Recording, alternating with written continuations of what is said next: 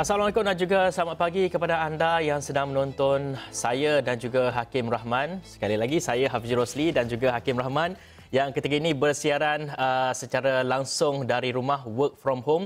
Kerana kami di Sarawak ini mengamalkan SOP dan sebagainya, kita mengurangkan jumlah pekerja di ofis kita. Jadi kita menekankan untuk bekerja daripada rumah, dan Hakim bekerja daripada rumah sejak beberapa hari lalu. Bagaimana Hakim perasaan ataupun mungkin pengalaman bekerja daripada rumah ni? Ada sedikit gangguan lah kat rumah. Dia tidak berada dalam suasana di tempat kerja tu sedikit berbeza. Tapi inilah normal baru, jadi rutin yang patut kita amalkan sejak dari dahulu dalam usaha kita mengekang jangkitan COVID-19. Tapi itu cerita saya di rumah. Cuma hari ini di rumah demokrasi, di Parlimen.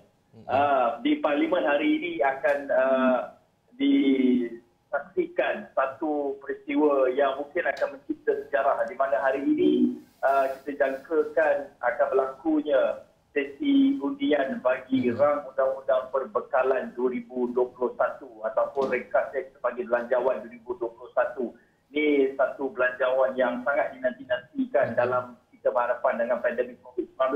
Tetapi dalam masa sama juga situasi politik tanah air juga menyebabkan ia lebih menarik dengan pelbagai isu yang dibangkitkan, mendapat perhatian lebih daripada belanjawan-belanjawan sebelum ini.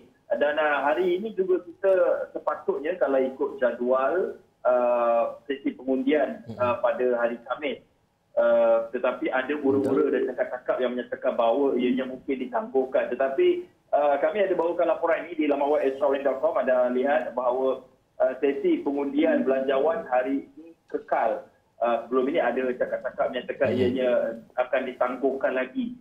Sebenarnya ini sudah pun ditangguhkan, sepatutnya 2 November, kemudian 24 jadi 25, dan hari ini sepatutnya ianya berlangsung. Dan kami juga ada memeriksa dengan beberapa sumber yang boleh dipercayai yang mendapati bahawa proses undian itu akan tetap berlangsung pada hari ini, dan dalam masa sama juga ada lagi seorang sumber yang menyatakan bahawa cakap-cakap mengenai penangguhan sekali lagi sesi pengundian itu hanyalah satu kemungkinan, Hafizi. Baik, jika sebelum ini juga kita nak recap semula mengenai pengundian belanjawan ini, kita dapat saksikan juga satu kenyataan telah pun dikeluarkan oleh ahli parlimen daripada Gua Musang sendiri, yang kalau kita lihat apa yang dikatakan beliau, iaitu Tengku Razali Hamzah, secara terbuka memaklumkan beliau tidak akan menyertai perbahasan kerana keabsahan kerajaan belum lagi ditentukan secara rasmi, dan itu yang dinyatakan oleh ahli parlimen itu sendiri. Dan kita ingin melihat kepada muka hadapan, semestinya banyak dada-dada akhbar meng-highlightkan ataupun mengetengahkan mengenai hari ini merupakan hari yang sangat penting sekali bagi seluruh negara.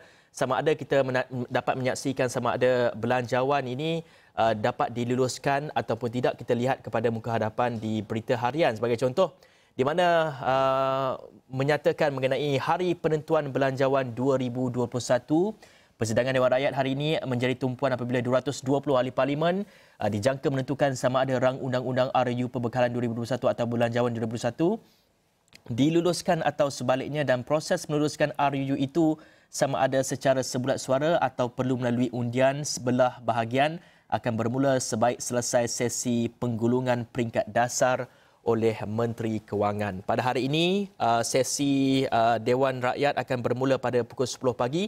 Kita akan bawakan perkembangan yang seterusnya. Dan semalam juga satu kenyataan yang dikeluarkan daripada Majlis Backbenchers Perikatan Nasional PNBBC yang turut menyatakan ahli parlimen Backbenchers Perikatan Nasional yang terdiri daripada BN, Parti Perbincangan Bersatu Malaysia Bersatu, Parti Islam Se-Malaysia PAS, Parti Solidariti Tanah Air Kustar, GPS dan juga Bebas telah sebat suara menyatakan sokongan padu untuk mengundi bagi meluluskan bajet 2021 yang akan dibentangkan ataupun yang akan dilakukan pada 26 November, iaitu pada hari ini.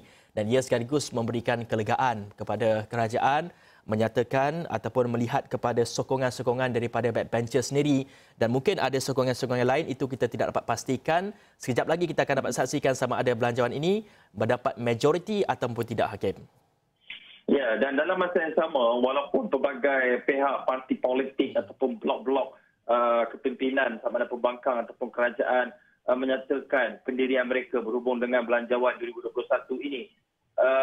Itu cakap politik, cakap orang politik ini berbeza sedikit, tetapi apa yang perlu kita lihat kemungkinan-kemungkinan yang akan berlaku ataupun situasi yang akan berlaku. Pertama, jika ia diluluskan, business as usual seperti biasa, dan jika ia diluluskan, adakah akan terdapat pindaan tertentu, kerana sebelum ini Menteri Komunikasi dan Multimedia Datuk Saifuddin Abdullah ada menyatakan bahawa akan ada pindaan dalam Belanjawan 2021, tetapi beliau tidak menyatakan secara spesifik ataupun khusus berapa jumlah yang ditambah dan dikurangkan, tetapi beliau merujuk kepada Jabatan Hal Ehwal Khas Jasa yang dalam peruntukan 2021 diberi 85 juta ringgit. Ini perkara yang sering diperdebatkan, antara isi kandungan belanjawan yang sering diperdebatkan. Tetapi dalam masa yang sama, jika ia tidak diluluskan, ada kemungkinan lain persoalan-persoalan yang timbul. Cumanya persoalan mengenai adakah gaji pejabat awam tidak dapat dibayar, allowance, pension, frontliner, itu persoalan itu telah pun dinafikan oleh bekas Perdana Menteri iaitu Dr. Mahathir Mohamad yang sebelum ini ada menyatakan mengenai bahawa jika belanjawan tidak diluluskan, pejabat awam ataupun petugas barisan hadapan masih lagi akan mendapat gaji mereka, kerana gaji mereka sebenarnya telah pun diperuntukkan sehingga Januari tahun 2021, dan jika tidak diluluskan ada ruang untuk pembentangan belanjawan interim oleh kepimpinan baru, kerana secara prinsipnya apabila sesuatu belanjawan yang dibentangkan oleh kerajaan tidak mendapat kelulusan, ini bermakna bahawa kepimpinan pentadbiran negara telah pun hilang keyakinan ataupun tidak mendapat sokongan majoriti. Itu antara kemungkinan-kemungkinan yang dinyatakan. Tetapi dalam masa sama, Dr. Mahathir juga ada menyatakan dalam satu temu bual eksklusif bersama Esra Wani di Sekam malam tadi bahawa beliau yakin ada kemungkinan belanjawan kali ini akan mendapat kelulusan. Hafizi. Dan itu kata daripada bekas Perdana Menteri semalam. Kita memaparkan eksklusif temu bual kita bersama dengan Tok Dr. Mahathir Mohamad, dan apa yang dinyatakan oleh beliau mengakui ada kemungkinan belanjawan 2021 yang dibentangkan Menteri Kewangan Tengku Datuk Seri Muhammad Zafrul Tunku Abdul Aziz boleh diluluskan di Dewan Rakyat. Namun kata beliau berpendapat kerajaan perlu sedar belanjawan 2021 ini iaitu sebanyak 322.5 bilion itu dilihat hanya memberi wang tanpa matlamat yang tepat. Dan menurut Ahli Parlimen Langkawi itu lagi, kerajaan dan Kementerian Kewangan sewajarnya mendengar dan juga mengambil kira pandangan ahli parlimen, bukan kerajaan, kerana mereka juga membawa suara rakyat ini. Betul apa yang Hakim katakan sebentar tadi. Sebelum ini banyak diperbahaskan mengenai peruntukan-peruntukan dan juga melihat kepada jasa itu sendiri yang lantang disuarakan oleh semua ahli parlimen. Tidak kira mereka yang berada di backbenches Perikatan Nasional ataupun pembangkang, masing-masing mempersoalkan mengenai dana yang diperuntukkan kepada jasa itu sendiri, dan semestinya ia perlu dilakukan perubahan. Dan sebelum ini pembangkang juga telah menyatakan sekiranya belanjawan ini ataupun peruntukan belanjawan ini tidak dikhususkan ataupun mungkin majoritinya tidak dihaskan untuk kita melawan COVID-19, maka pembangkang ini tidak akan bersetuju untuk mengundi dan juga untuk meluluskan belanjawan ini. Dan itu kata daripada pembangkang. Dan sebelum ini banyak juga kita dapat saksikan rungutan-rungutan daripada rakyat melihat kepada mereka dalam keadaan yang terdesak sekarang ini, memerlukan wang dan sebagainya, dan apa yang diperuntukkan oleh kerajaan ini dilihat dapat membantu mereka untuk memastikan mereka tidak terputus bekalan makanan dan sebagainya. Dan sebenarnya ada dua lagi kenyataan yang dikeluarkan oleh mereka yang sangat penting dalam kita melawan COVID-19 ini, di mana sebelum ini kita dapat saksikan juga KKM juga berharap agar ahli parlimen untuk membuat keputusan bijaksana pada pengundian belanjawan 2021 ini, dan di mana kata beliau apa yang beliau harapkan adalah ahli parlimen ini dapat membuat keputusan yang bijak, sama-sama kita meluluskan belanjawan supaya segala kerja untuk kita melawan COVID-19 ini dapat dijalankan dengan lancar. Begitu juga kata daripada Ketua Polis Negara yang beliau meletakkan kepercayaan penuh kepada Dewan Rakyat agar belanjawan 2021 dapat diluluskan bagi memperkasakan sektor pertahanan dan juga ketenteraan awam negara. Dan Hakim, kita terus kepada COVID-19 di negara kita, Hakim. COVID-19 ini sebenarnya kita ada laporan mengenai data terbaru mengenai COVID-19 kerana kalau semalam kita mencatatkan angka tertinggi. Setiap hari tanpa gagal kita memecahkan rekod angka tertinggi. Sebelum ini 1,000 lebih, ratusan kes, kemudian jadi 4 digit, 1,000 lebih, kemudian kemarin 2,000 dan hari ini ada sedikit penambahbaikan ataupun sedikit angka yang memberikan sedikit kelegaan di mana hanya ada 970 kes baru saja yang dicatatkan di mana daripada 170 itu hanya 5 saja kes import, selebihnya kes tempatan. Tetapi yang baiknya adalah jumlah mereka yang sembuh semalam saja dilaporkan ada lebih 2,348 tetapi yang tidak menyeronokkan adalah jumlah kes aktif ada lebih 12,000 iaitu 12,971 dan ada 4 lagi kematian yang dicatatkan. Dan kes yang paling tinggi sekali mencatatkan peningkatan adalah semestinya untuk semalam di negeri Sabah iaitu ada peningkatan 293 kes. Di Selangor ada pertambahan 115 kes. Ini kita dimaklumkan daripada kluster-kluster sedia ada. Hadiri. Baik, kita tahu sebelum ini juga kebanyakan kes-kes di sekitar Lembah Kelang ini disumbang oleh kluster teratai iaitu melibatkan sebuah kilang Top Glove di mana kita tahu PKPD juga ataupun PKP diperketatkan telah pun dilaksanakan di Top Glove itu di mana menyaksikan juga penutupan lebih daripada 20 buah kilang Top Glove ini. Dan kita dapat saksikan juga sebelum ini ada laporan mengenai jumlah keseluruhan pekerja bagi kilang Top Glove adalah sebanyak 11,215 pekerja dan sebanyak ataupun seramai saringan telah pun dijalankan ke atas 2,263 orang dan kita dapat saksikan juga lebih daripada 4,000 kes melibatkan dalam kluster teratai ini. Dan melihat kepada PKPD Top Glove ini di mana pasukan khas ditubuhkan selaras dengan gerak kerja dan itu kata daripada Menteri Kanan Pertahanan Datuk Seri Ismail Sabri Yaakob yang menyatakan pasukan itu melibatkan Majlis Keselamatan Negeri MKN Selangor dan Jabatan Kesihatan Negeri JKN Selangor, Pejabat Daerah Kelang, Majlis Perbandaran Kelang dan juga Ibu Pejabat Polis Daerah Kelang. Di mana langkah itu juga kata beliau dibuat susulan aduan yang diterima daripada penduduk yang bimbang dengan situasi di lokaliti berkenaan. Dan kita dapat saksikan juga Top Glove telah pun diarah untuk menyarin dan juga mengkuarantinkan lebih daripada 2,263 pekerjanya.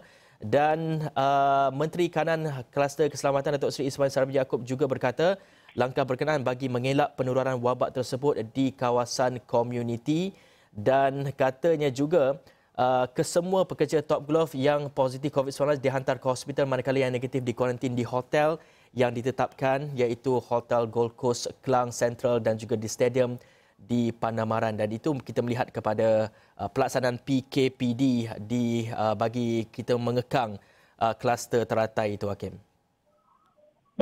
Dan dalam masa yang sama apabila melihat peningkatan kes ini salah satu kaedah untuk membendung penularan ini adalah dengan mematuhi SOP ditetapkan. Tetapi dalam masa sama juga usaha sedang digerakkan di seluruh dunia untuk mencari penawar ataupun vaksin kepada virus COVID-19 ataupun coronavirus ini.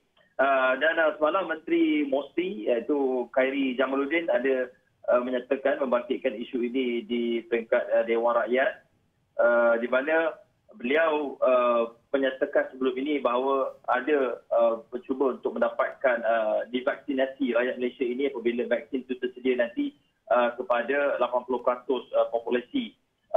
Dan keutamaan pastinya diberikan kepada mereka yang berisiko, termasuklah petugas Barisan Harapan, jururawat, doktor, pasukan tentera, polis dan golongan berisiko. Tetapi yang ini tidak dimasukkan, iaitu golongan kanak-kanak di bawah usia 12 tahun tidak akan diberikan vaksin COVID-19. Ini sebab apa? Sebab dia kata, Wadi Khairi Jamaluddin kata, Menteri Sains, Teknologi dan Inovasi mesti ada menyatakan bahawa pembangunan vaksin ini telah diuji betul, tetapi ianya tidak diuji ke atas golongan kanak-kanak di bawah usia 12 tahun. Jadi mereka secara automatik terkeluar daripada senarai penerima. Itu yang diperkatakan Khairi Jamaluddin ketika beliau menggulungkan belanjawan 2021 ke malam Hafizi. Baik, kita nak bercakap mengenai vaksin ini, Hakim. Kalau kita lihat secara global, di peringkat globalnya, dan di mana ini antara fakta-fakta yang perlu kita tahu mengenai penghasilan vaksin, dan banyak syarikat-syarikat telah pun berusaha untuk membangunkan vaksin ini, dan ada yang mengatakan dari segi peratusan keberkesanannya telah pun melebihi daripada 90% dan sebagainya. Dan kita tertumpu kepada syarikat Pfizer Inc. bersama Biotech SE dan juga Moderna Inc. telah mengeluarkan laporan percubaan yang menunjukkan vaksin COVID-19 mereka berkesan sehingga 95%, manakala vaksin AstraZeneca pula dilaporkan efektif sehingga 90%. Dan kita nak memberitahu kepada anda semua, ini antara fakta-fakta yang perlu anda tahu. Kita saksikan kepada infografik yang disediakan ini.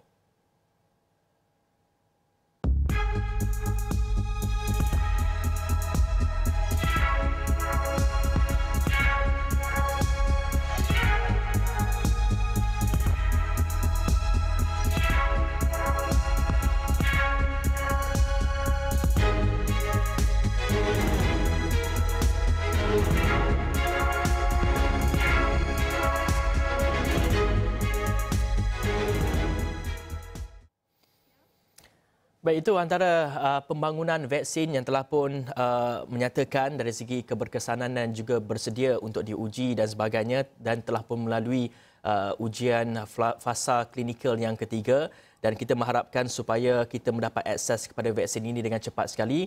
Dan apa yang telah pun dikatakan oleh Menteri Mosli juga sebelum ini, keutamaan akan diberikan kepada petugas Barisan Harapan, dan barulah kita akan dapat, ataupun kita sebagai rakyat Malaysia lain akan mendapat. Dan peratusan juga akan diberikan kepada 70% rakyat Malaysia, mungkin akan diberikan secara percuma dan sebagainya. Namun kita juga ingin melihat kepada selepas ini dari segi pengagihannya bagaimana. Dan itu yang telah pun jelaskan sebelum ini. Kita akan mengikuti rapat mengenai pengagihan dan juga akses kepada vaksin ini. Hakim, selepas ini banyak lagi kita akan bercakap mengenai, kita nak recap semula berita-berita menjadi tumpuan di asrawani.com, melihat kepada isu insiden tembakan lagi. Nampaknya ada lagi di utara tanah air itu. Tapi kita akan berehat dulu seketika, Hakim. Kita kembali selepas ini.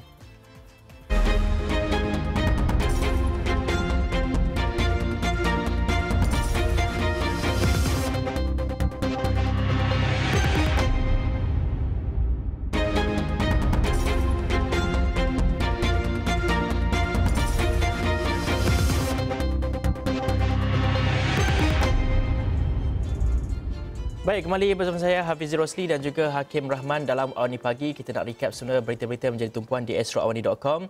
Dan Hakim, kabarnya semalam ada satu lagi insiden tembakan di utara tanah air kita, iaitu berdekatan dengan Bukit Kayu Hitam. Apa cerita yang itu, Hakim?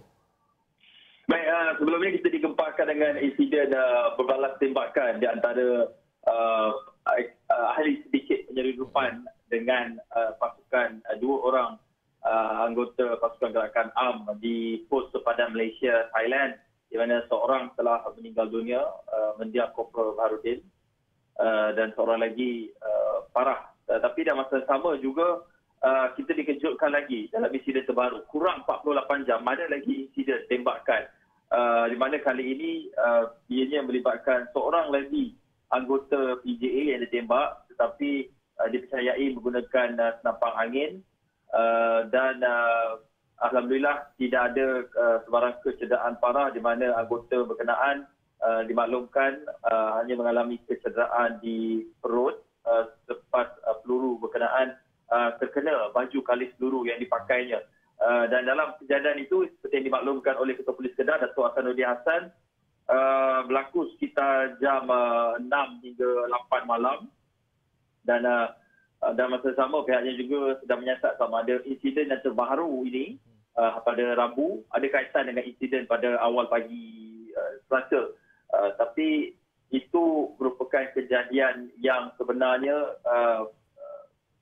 semakin kerap berlaku.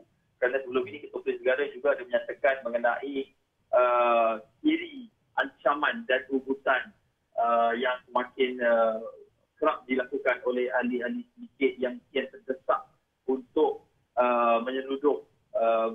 Tetapi sepadan negara terus diperketatkan melalui pelbagai operasi pembenting, antaranya dalam usaha mengekang kemasukan pendatang asing tanpa izin yang dikhawatiri membawa wabak ataupun virus COVID-19.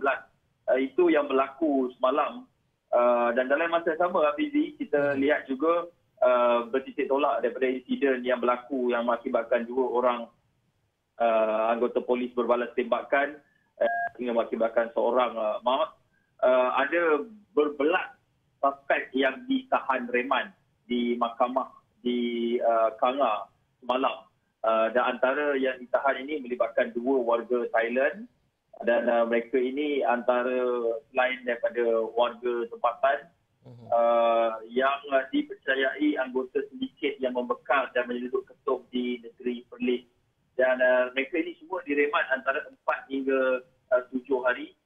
Tetapi masih lagi tiada buktiran lanjut. Buktirannya masih lagi sama kerana masih lagi dalam catatan. Tapi yang kita maklum sebelum ini, Ketua Polis Negara ada memaklumkan bahawa mereka bukan hanya ada satu kumpulan penyelundup, tapi sekumpulannya ada 7 kumpulan yang melakukan aktiviti penyelundupan. Apa yang mereka seludup, kalau dari Malaysia mereka hantar daun ketum. Kalau dari Thailand pula sebagai sistem barter, sistem pertukaran, mereka di Thailand memberi Malaysia dadah jenis seperti heroin, yaba dan juga pil kuda, Hafizi. Baik, itu melihat kepada perkembangan maknanya dari segi penguatkuasaan, dari segi polis telah pun berjaya menahan dan juga mereman 18 individu yang terlibat dalam kes ataupun insiden itu sendiri. Dan semalam juga kita dapat saksikan iaitu penghormatan terakhir telah pun diberikan dan jasad Korporal Baharudin selamat disemadikan di mana mendiang anggota pasukan gerakan ARM PJA Korporal Baharudin Ramli yang maut akibat ditembak pada Selasa selamat dikebumikan di tanah perkuburan Kampung Orang Asli Sungai Sampo di Jempol Negeri Sembilan pada Rabu. Dan satu berita yang agak baik juga kita dapat saksikan di mana mendiang Korporal Baharudin Ramli yang terkorban serta Korporal Nori Hantari yang cedera parah dalam insiden tembakan dengan kumpulan penyelundup di sepadan Malaysia, Thailand telah pun dinaikkan pangkat mereka. Dan Ketua Polis Negara Tan Sri Abdul Hamid Badur berkata kedua anggota pasukan gerakan ARM PJA itu dinaikkan pangkat sarjan secara posthumous atau anumerta berkuat kuasa semalam sebagai menghargai sifat keberanian luar biasa mereka. Dan beliau berkata Polis Diraja Malaysia juga telah mencadangkan kepada kerajaan bagi menimbangkan untuk memberikan anugerah pingat keberanian kepada kedua wira negara ini. Dan ini satu penghormatan yang sangat tinggi sekali untuk kedua mereka kerana mereka sanggup bertarung nyawa untuk memastikan kedaulatan negara kita, pintu sepadan kita tidak diceroboh oleh penjenayah-penjenayah dan juga warga-warga asing yang ingin masuk ke dalam negara kita ini, Hakim. Ya, Abidi, saya nak beri penjelasan sikit sebab saya ada baca apabila laporan ini dikeluarkan, ada warganet yang menyatakan bahawa ayatnya agak keras dan kritikal dan kritik begitu keras. Tetapi antaranya dimasukkan adalah kenapa dah meninggal baru nak dinaikkan pangkat. Ini persoalan agak sensitif tapi kita perlu mengambil tanggungjawab ini untuk menjelaskan. Okey, begini. Biasanya dalam pentadbiran awam ataupun dalam penjawatan, mereka yang telah tamat perkhidmatan akan dapat pencet berdasarkan gaji terakhir mereka. Dan perkara yang sama juga, mereka akan terus mendapat bantuan berdasarkan pangkat ataupun gaji terakhir mereka. Tetapi apabila contoh corporal, so saya tak tahu angka sebenar, tapi kalau corporal ini pensinya sekian angkanya, contohlah 500. Tapi kalau dia sergeant, setelah dinaikkan pangkat, pensinya lebih tinggi. Jadi ini salah satu cara pasukan PDRM membela kebajikan waris anggota yang terkorban. Jadi tidak timbul isu dah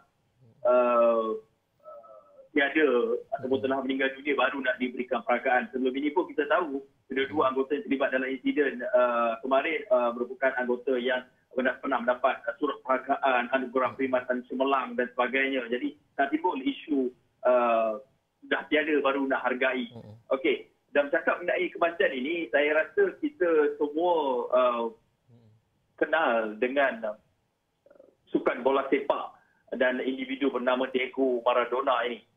Dan semalam kita juga mendapat berita yang mengejutkan di mana legenda bola sepak Argentina atau Argentina itu dilaporkan meninggal dunia akibat serangan jantung pada usia 60 tahun, Hafizi. Dan itu yang dilaporkan oleh agensi berita BBC, katanya bekas pemain tengah dan juga pengurus pasukan Argentina itu mengalami serangan jantung. Dan sebelum ini juga kita tahu Maradona mempunyai ataupun telah pun menjalani beberapa pembedahan bagi mengeluarkan darah beku pada otak, iaitu kita pada paling awal iaitu adalah pada November lalu, dan selain pernah menjalani rawatan kerana ketagihan alkoholnya. Dan beliau yang telah pun diiktiraf sebagai salah seorang pemain terhebat dalam sejarah, pernah menjadi kapten Argentina dan juga telah pun memenangi Piala Dunia pada 1986 dengan persembahan yang luar biasa, dan itu yang dilaporkan. Dan beliau juga bermain untuk kelab Barcelona dan juga Napoli semasa zaman kegemilangannya, selain memenangi 2 gelaran Serie A bersama pasukan di Itali itu. Dan kita tahu tadi juga telah pun diberikan ataupun satu laporan mengenai pengkebumian secara besar-besaran ataupun penghormatan yang diberikan secara besar-besaran di Argentina itu melibatkan banyak negeri-negeri dalam Argentina itu memberikan penghormatan terakhir kepada Maradona yang digelar sebagai ikon dan juga berjaya membawa nama Maradona, nama Argentina ini di mata dunia sebenarnya, Hakim. Ya, dan kita ingat Maradona ni dikenali pada Piala Dunia 1986 dengan jaringannya yang digelar The Hands of God. Dia menanduk seolah-olah menggunakan tangan, menggunakan kepala. Itu pun kita tak pasti. Tapi yang pasti seluruh negara berkabung selama 3 hari seperti diumumkan oleh Presiden Argentina dalam mereka menangisi pemergian legenda bola sepak ini, Hafizi. Baik, itu sedikit sebanyak antara laporan yang sempat kita bawakan. Dan mungkin selepas ini Gigi Ahmad akan bawakan perkembangan seterusnya untuk berita-berita dalam dan juga luar negara. Selepas ini Gigi Ahmad akan membawakan anda semua bersama dengan anda semua dalam Buletin Awal ini. Hakim, sekian dulu daripada kami berdua. Saya Hafizul Rosli. Hakim Rahmat, jumpa lagi.